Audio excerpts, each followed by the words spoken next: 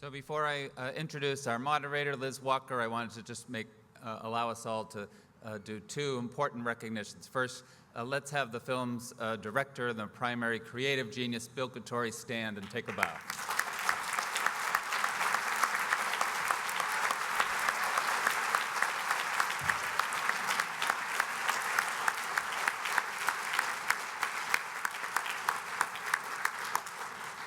And second, I wanted to thank the American Film Institute and especially the executive producer of Letters to Jackie, Christy Cashman, not only for supporting this film, but also for helping us this evening to simulcast this entire event to over 50 theaters across the country. So Ms. Cashman, could you please stand so we could recognize you?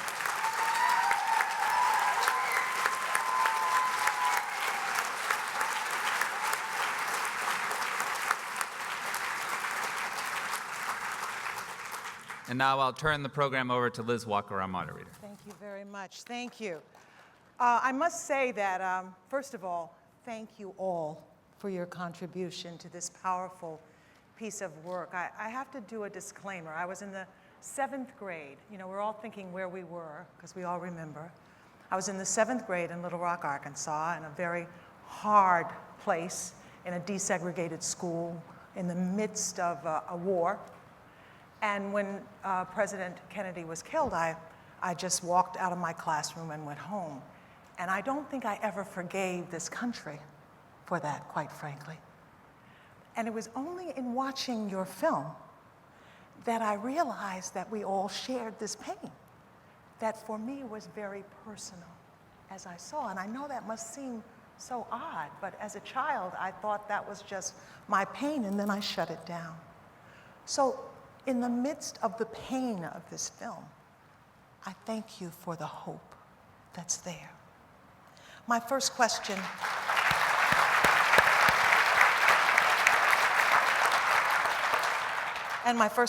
is to both Ellen for the research and pulling all these letters together in the book, and Bill, what drew you to this project? And I'll start with you, Ellen. Well, I often tell this story that I came down to the Kennedy Library to do research on another book, and I stumbled across this collection of letters. I had wanted to try to do a project that kind of peeled back the layers and went back to the moment of the early 1960s to recover a sense of what John F. Kennedy and his presidency had meant to the American people. And I remembered the condolence letters. I remember seeing Mrs. Kennedy on television. I was just 11 years old, and thanking the country for this outpouring. I asked the archivist here if they had any letters. They did. And from the moment that I opened the first box and the first file folder, I realized that I had stumbled across a truly extraordinary collection of material that was deeply revealing. I felt as if I was looking at the beating heart of the country. And I read more and became all the more convinced that the letters should be brought to light. Absolutely. And Bill, You know, Liz, it's funny. I was raised in Southern California, and I was just a little white surfer boy.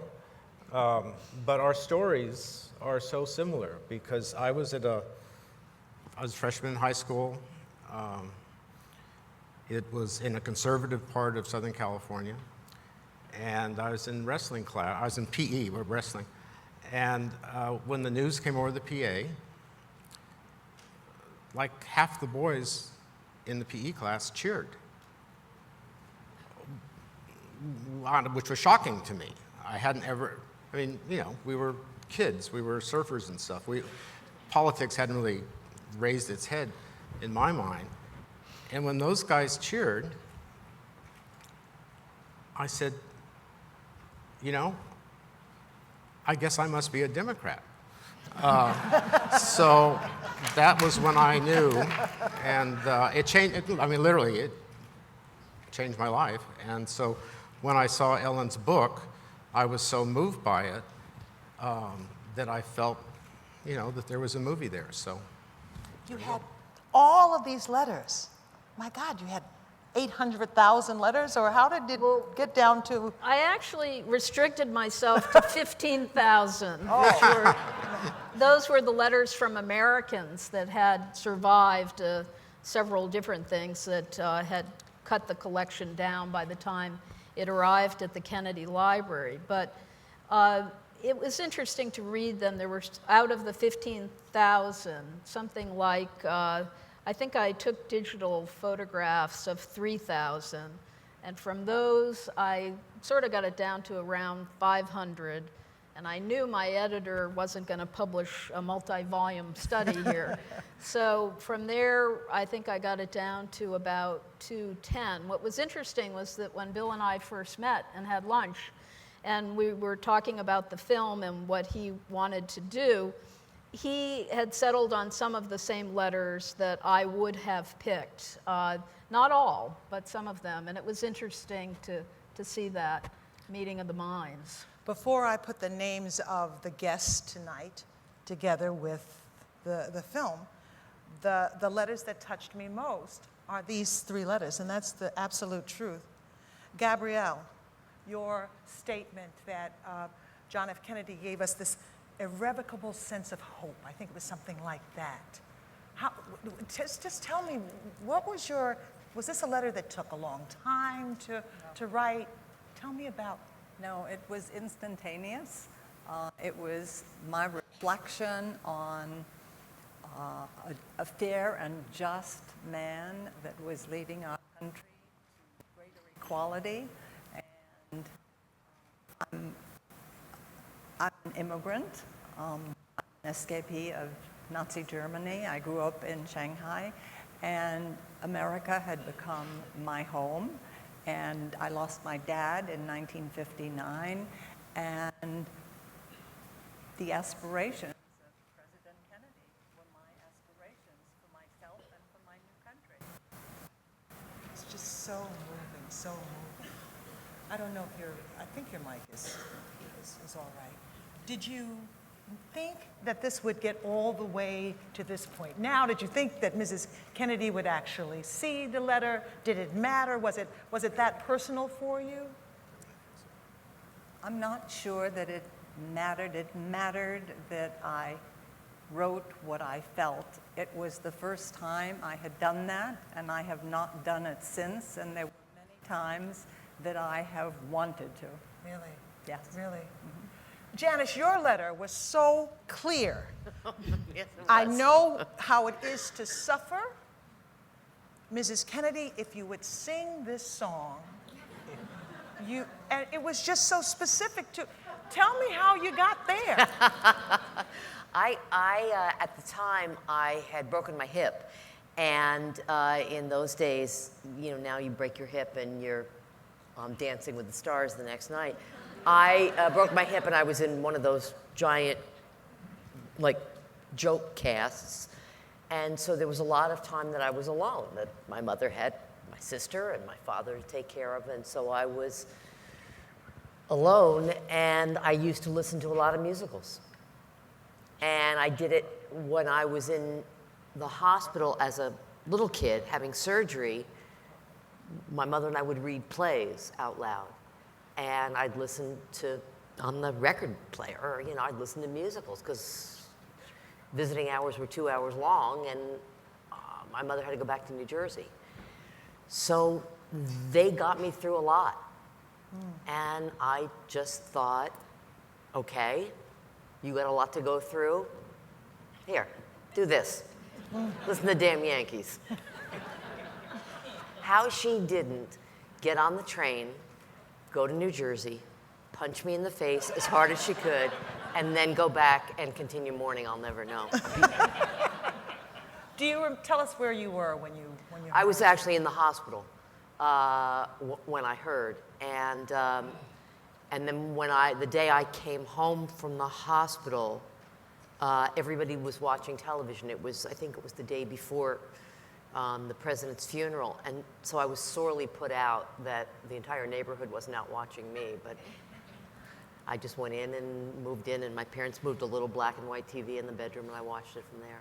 All these years you look back and you see a letter and you think about, Oh my God. I think we got, yeah, Yeah. picture up there. You Yeah. see your letter and you think about what happened then. Tell me what went through your mind when you saw the film and when you, To connect with my 13-year-old self, first of all, I was appalled that I was such a bad speller and still am, that I had the gall to say, you know, like when you're blue, listen to musicals, I mean, but to connect with it, you know, you want to help somebody. It's a kid. Sure. You know, when your little kid is, you're crying and your child is there and they give you their blankie because they think that's what's going to help them. somebody. That's what I connected with. I connected, as a parent, I connected with me as a kid. Right, right. Patricia, your letter was used, you used a letter that President Kennedy sent to you, quoted, when your husband was lost. So again, to think about that, to put the depth of that into a letter to Mrs. Kennedy, tell me about the process. Where were you when you heard? Well, I was in Washington, D.C. when I heard about Jack Kennedy being assassinated. But I think my reason for writing to her were two. When I was a student, I went with a group to interview Jack Kennedy in his Senate office. He was running for president. So that was my introduction to politics. And of course, he was my candidate, and we all, you know, campaigned for him. But I think what I recognized in him at that time and during his presidency was his optimism and hope.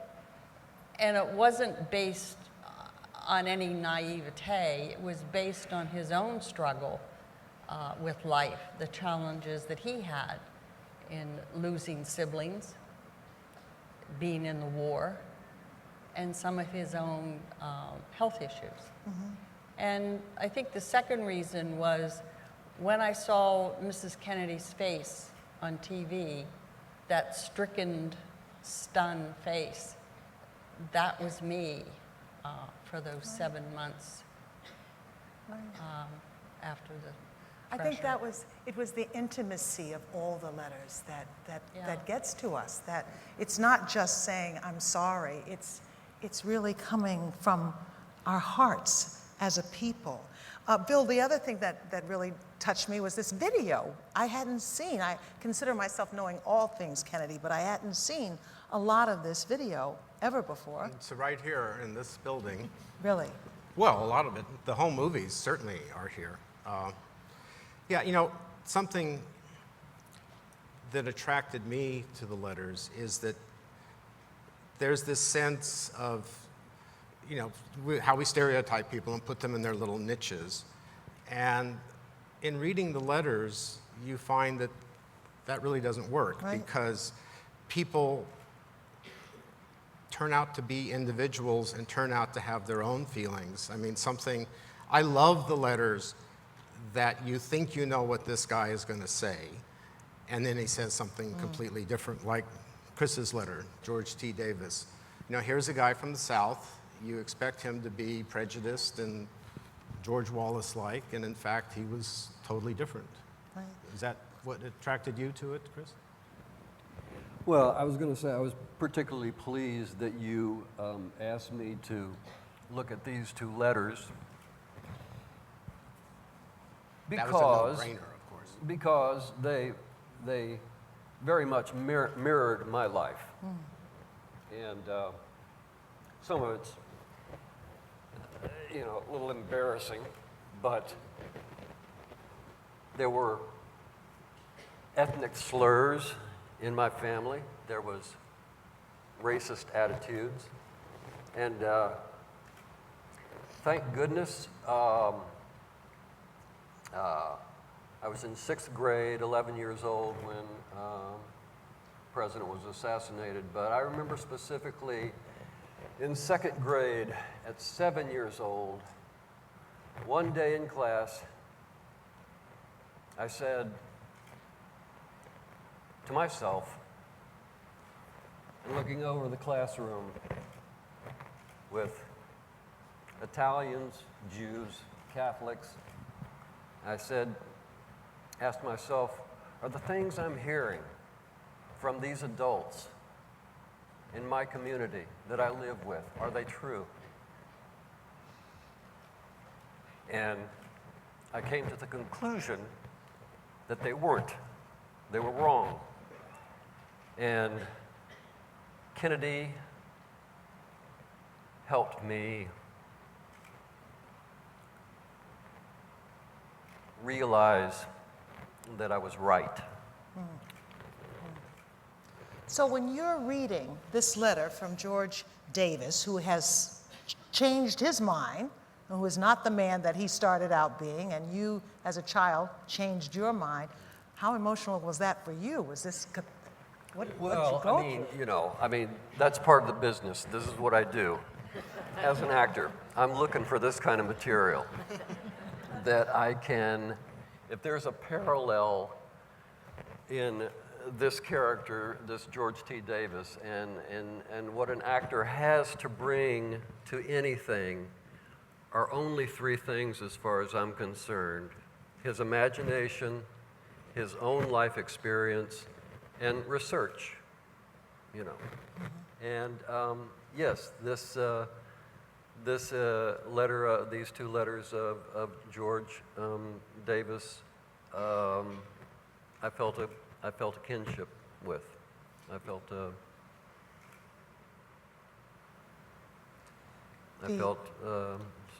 many things that he had felt. In film business, it's not meant sacrilegiously at all, but we all tend to be very superstitious because things can either go well or bad, and they do both. And so we refer to the movie god. And on days when things go well, we say the movie god smiled down on us. And then there's those other days, which we won't talk about. But happening to send the George T. Davis letter to Chris and having that connection there, which of course I had no clue. I just said, I think Chris would be great. And then it turns out there was this bond, and he brought so much to it.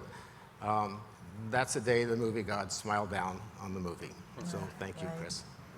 Ellen, in the book you talk about the idea of taking all of these hundreds of thousands of letters and having to put some order there so that they could be put up. Tell us a little bit about how they did that.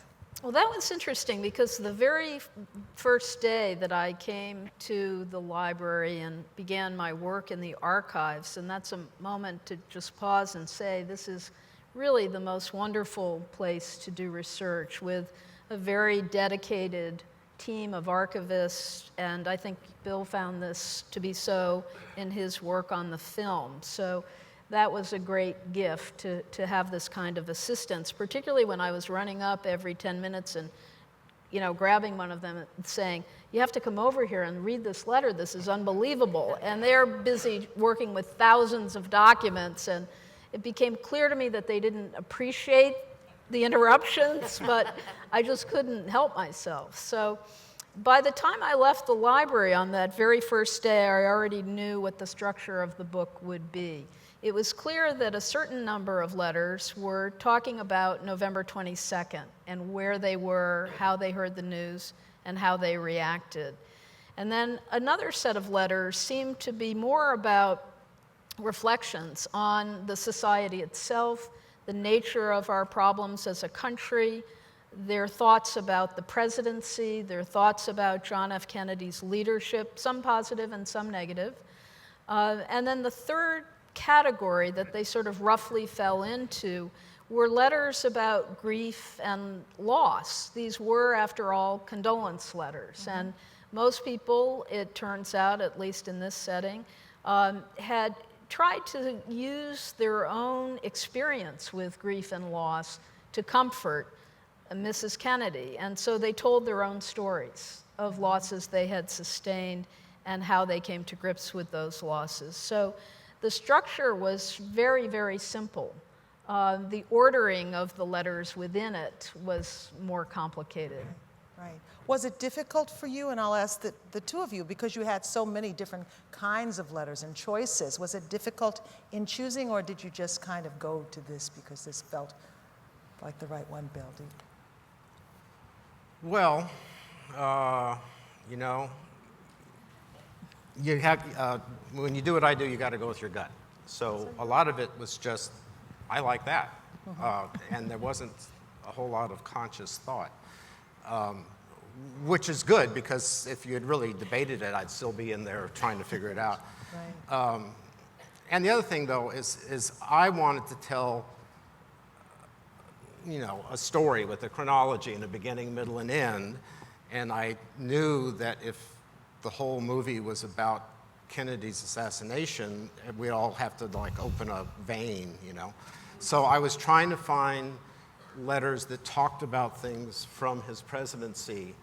And the other thing is that you talked about hope. I was really trying to figure out, is there a story in here that's just not so dark that people are going to hate the movie? And I didn't go into the movie or into the start of the movie expecting it to have anything in particular to do with civil rights.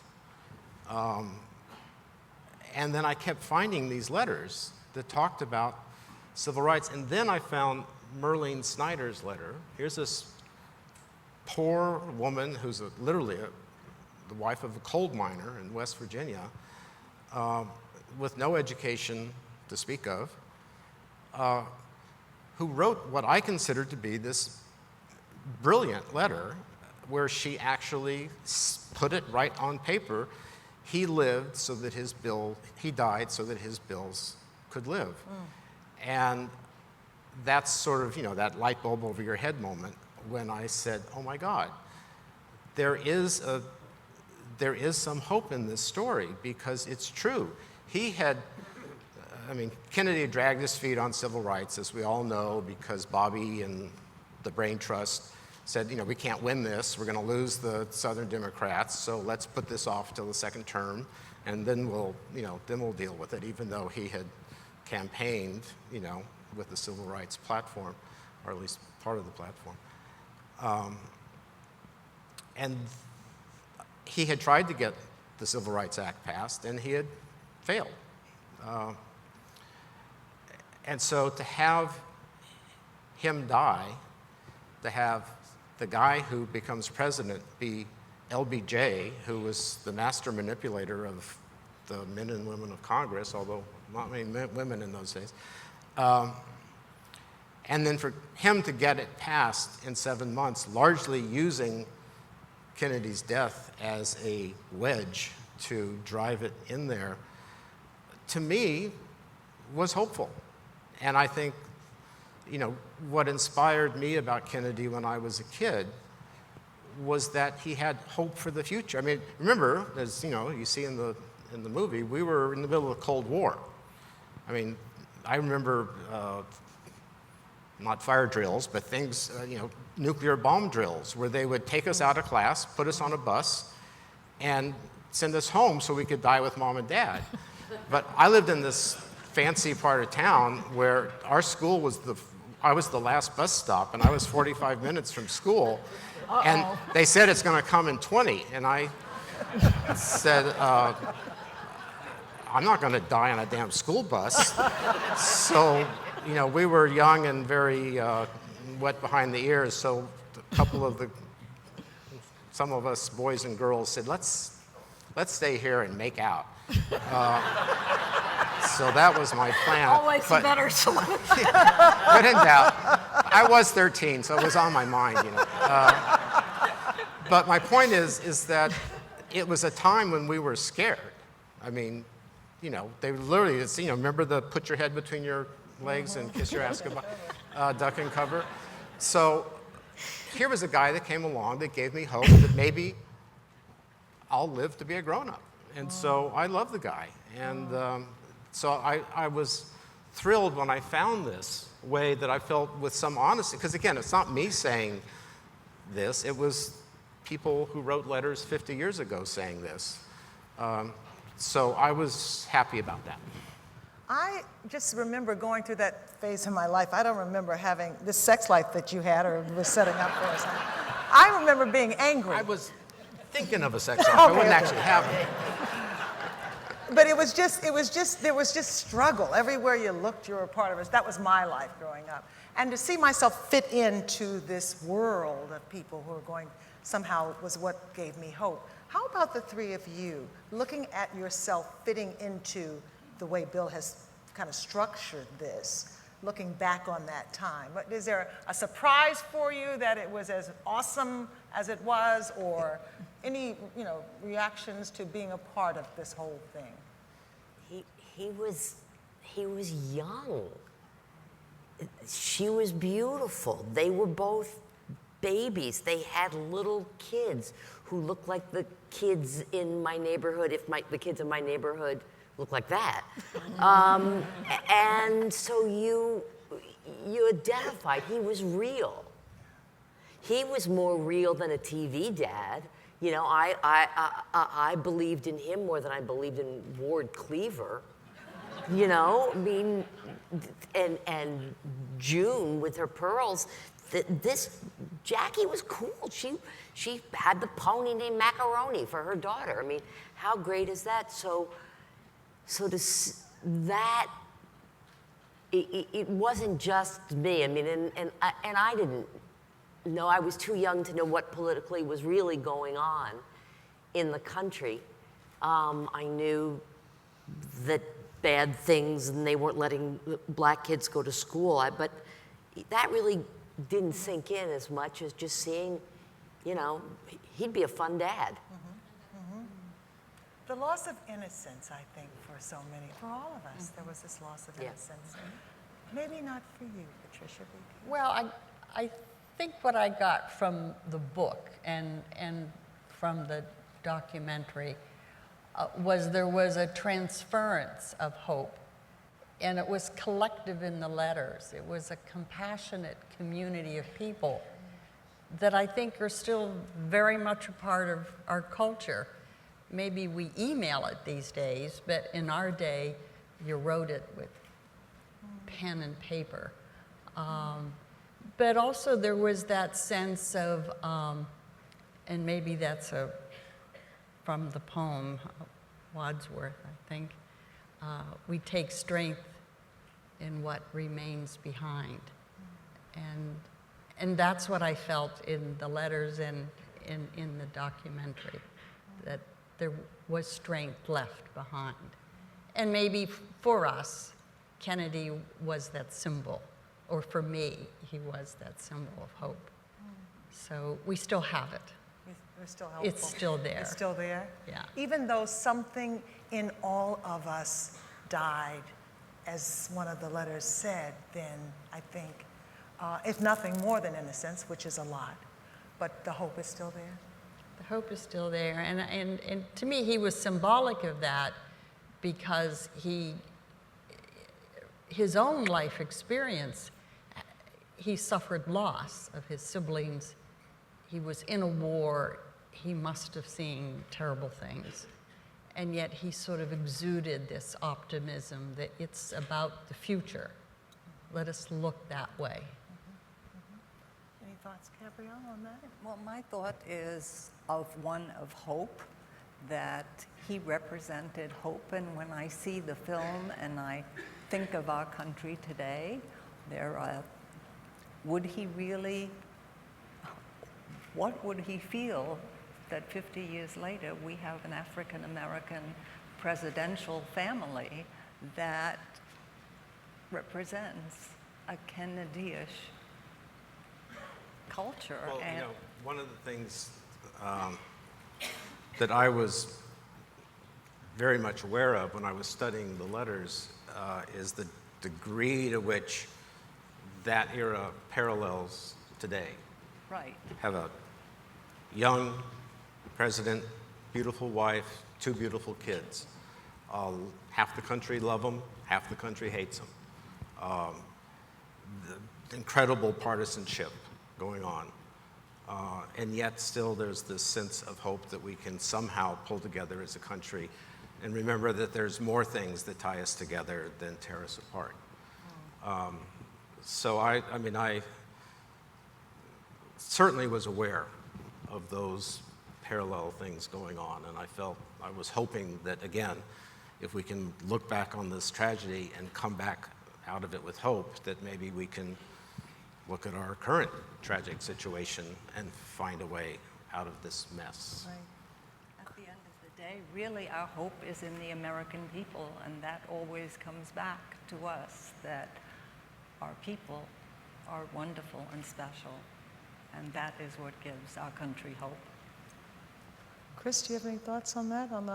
Sure. I mean, I stay I remain in my 11-year-old head, you know, with the memories, and I think there was an instance in the documentary here where I did feel it at the time. He said, you know, I'm looking at the inauguration, and there's previous President Eisenhower, and there was age in that man and what he had been through. And I did get a sense a new generation was going to, you know, lead this country, and just a beautiful couple. And I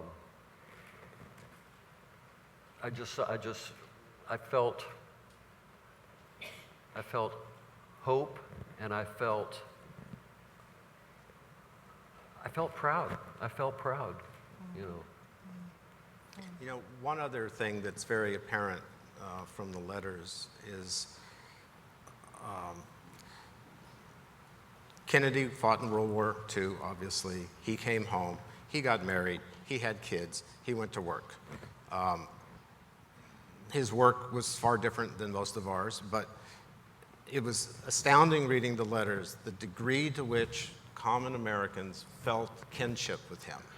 And I think that is shown in the letters, that they're so intimate, they're so familiar with Jackie and talking about him, that people felt like they knew them, and they felt like they were experiencing this as well, which is, I mean, the Henry Gonzalez letter with the Mexican-American I mean, again, that was the perfect letter that crystallized what Americans felt so far as, you know, the kinship they had with the president. And again, to talk about my thing with the movie God, everything in this film is actual footage from the period. There's not one frame of reenactment. However, when I got this letter comparing the two families, and I knew I had, you know, this great footage of Kennedy home movies, I said, okay, I'm going to have to make fake home movies that makes this parallel clear. And Henry died a long time ago, and so I called his daughter, and one of the questions I always ask people is, they well know, do you have any photographs? Would you loan them to us, please? And then, you know, the one that I always ask, but they always said no, is, and do you by any chance have any home movies? And Tara, his daughter, said, oh, Dad was an amateur cinematographer. We've got boxes of home movies. And I went, thank you. And then they came, and lo and behold, they were, I mean, that is divine intervention. I'm telling you, folks, that not just the fact he had home movies, but they were exactly the same as the Kennedy home movies. I was a happy camper that day. Well, I think, as I said, this has been cathartic for me personally. I am a little low-key just because I have to absorb it all. Thank you for this unique look at history, my friend. Thank you all for your contributions to our country and to our own healing. And we can look ahead with hope. Thank you for being here.